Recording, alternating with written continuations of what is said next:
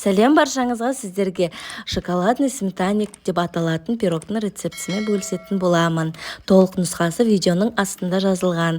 Менімен бірге соңына дейін қараңыздар. Бірінші біз тестісін дайындап аламыз. Оның қант, сары май, разрыхитель, қаймақ керек.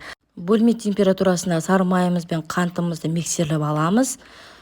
Одан кейін тек жұмыртқаның сары бөлігін салып, тағы да миксерлейміз. Миксерлегеннен кейін қаймағымызды үстіне салып, тағы да миксерлейміз.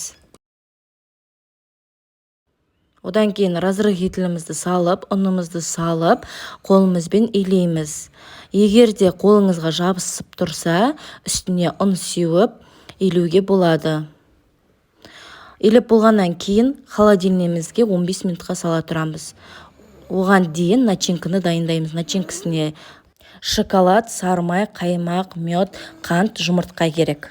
Шоколадымыз бен сары майымызды, медымызды салып, буда ұстаймыз водяной баняда. Ал жұмыртқамыз бен қантымызды венчиктің көмегімен араластырып, үстіне қаймағымызды саламыз.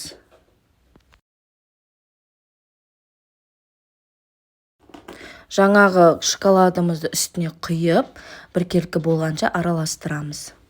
Тестімізді холодильниктен алып, формамызға саламыз. Мен 26 форма пайдаландым.